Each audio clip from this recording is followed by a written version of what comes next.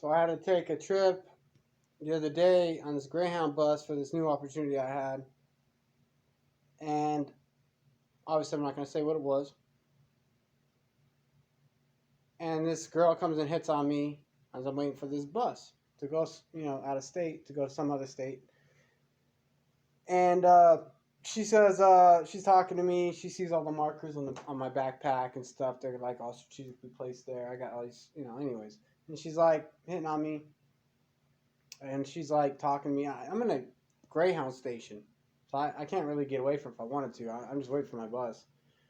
So, anyways, I get away from her. I get my ticket. I already had the ticket. I just got the pre-boarding pass. And then I get on the bus and she comes sits next to me. And I'm like, great, here we go. Here we go again. And she's talking to me and like I'm telling her. Eventually, I start telling her a little bit about my life and stuff like that. Blah blah blah. And then eventually, I'm sort of just like not interested. I'm trying to take a nap, and she starts talking to like this other guy like in the seat in front of me. And she's talking to this guy forever, and I'm just like, okay, I don't really care. I'm not even attracted to this girl really. But anyways, we get off the bus stop. When you take a Greyhound across multiple states, you have to take all these stops. I'm trying to make this a quick point. I'm trying to make this a 2-minute video. Anyways, I get back on the bus. I go in the back. I change seats, and I go back to where I can have 2 seats and be more private. I want to get away from this fucking crazy bitch. And so I do that.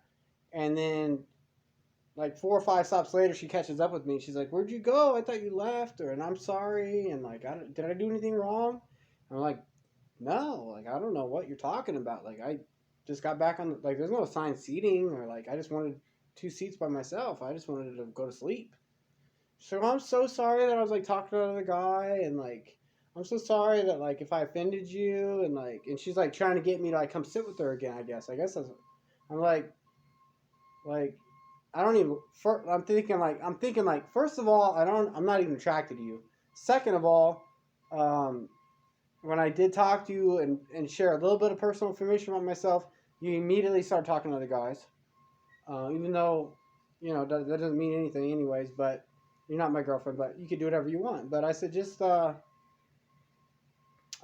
don't care. But I do remember when she started doing that, she was already apologizing to me. Like after she did it, like 5 minutes later, I put my headphones on and I just started listening to music, playing video games on my phone. And then she's all trying to get me to talk to her while she's talking to this other guy in the front seat of the Greyhound bus. And I'm like, yeah, I'm trying to play my video games. Like have a nice conversation. Like, I'm okay. Like go do what you want. I wasn't bitter. I wasn't mean.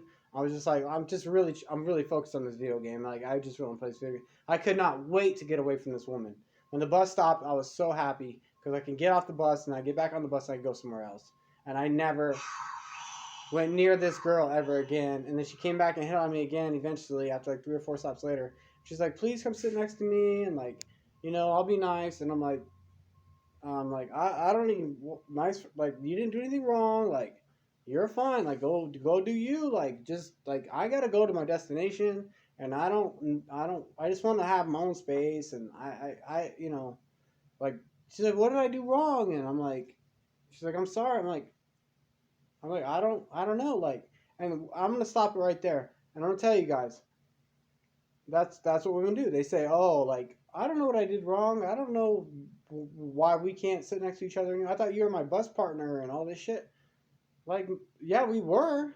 I guess we were kind of like cool and bus partners for like 5 minutes until you started like flirting with other guys and like talking to other guys, like, and then you're trying to get me to compete for your attention with other guys. See, that's where we went wrong. Because she was trying to get me involved in a conversation with this other guy in the front seat.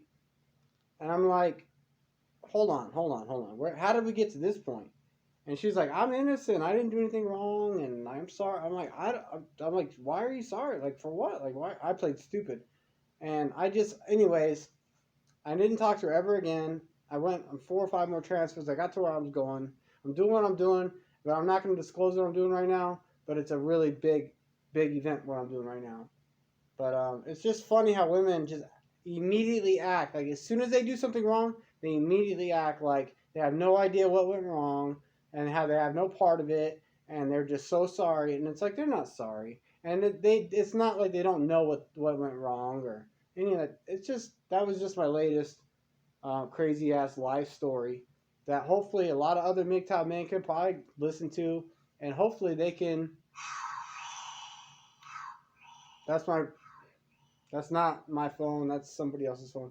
Anyways, but hopefully all the other MGTOW community can listen to this story. Maybe branch off on it and put their own spin on it. I actually appreciate it nowadays. I used to not like that kind of stuff, but I think it's pretty cool now.